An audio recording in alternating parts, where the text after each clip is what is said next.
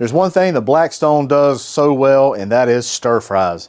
Today, my friends, we're doing some pepper steak on the Blackstone griddle.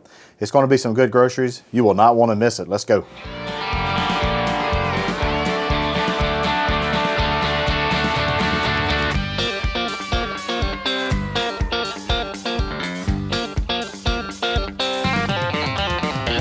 That's some good groceries. First things first, we're going to get our meat marinated. This is our meat. This is a flank steak, and my supermarket actually already has some already sliced up real nice for stir fries. This is about 1 pound of flank steak. Now we're going to focus on a little bit of a marinade for this. We're going to take a little bit of soy sauce. We're going to add a dash of dark soy sauce. This is Shaoxing cooking wine. If you don't have that, you can use a little bit of rice wine vinegar. To this, we're going to add a little bit of hoisin sauce. It's going to give it a nice little sweetness. A little bit of cornstarch and a little bit of baking soda, about a 1/4 teaspoon to a 1/2 teaspoon. This helps make your meat tender. We're going to add just a little bit of oil to this and just a squirt of water. Mix this up really well, and we're going to let it set for about 15 minutes.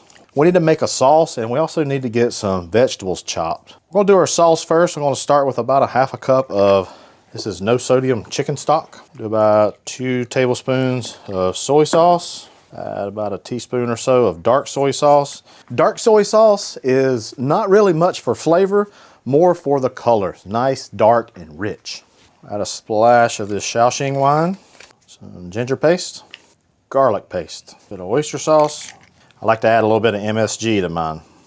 And last, we're going to add about a tablespoon of cornstarch, and this will be the thickener for our sauce. And we pour that into our beef and our vegetables. It wouldn't be pepper steak if it wasn't for peppers. Now, typically pepper steak is with green bell peppers. I like to use different colors of peppers. I just feel like it's visually more appealing. Well, we eat with our eyes, right guys? So I'm going to get a couple peppers prepped up here. The onion, you also want about the same size as your peppers.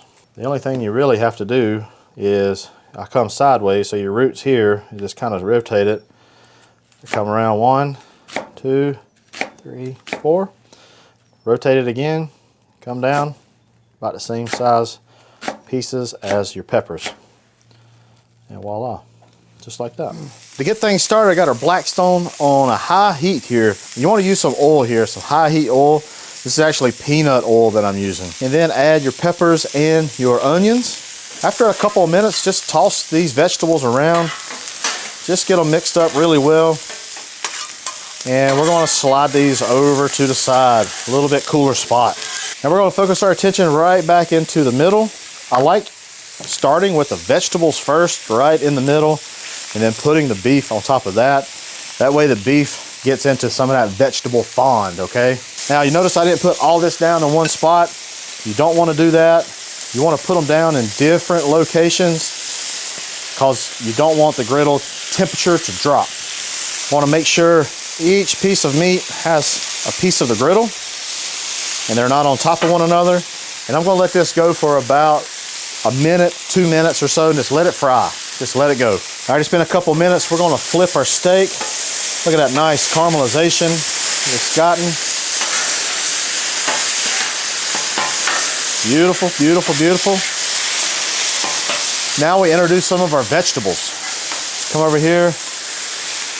You have to kind of play it by ear. You know, some people like a lot more vegetables. Some people like a lot more steak. No big deal. Just a little bit more. There we go. That's beautiful. All right. I'm gonna cut our griddle. Actually, I want to cut our griddle off. I did have it on high. Time to introduce some of our sauce. A little saucy.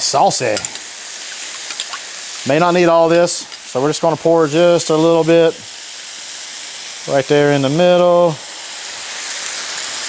You can already see it. I mean, it's instantly it just kind of thickens up.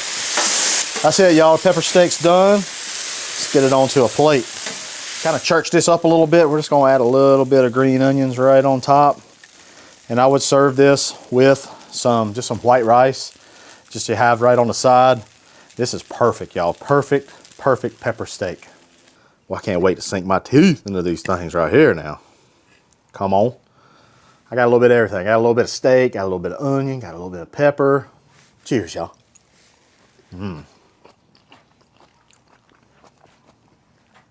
That sauce. Sauce is amazing.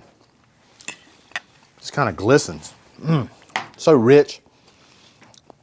A little salty. It's got a little sweetness from that oyster sauce. Man, it just works. The vegetables is what I like. Has nice crisp to it, a little bit soft, but man, it's so good. Y'all give this pepper steak a try. I guarantee you and your family will love it. It's come to the segment now of, I just want to recognize some of our griddle crew members.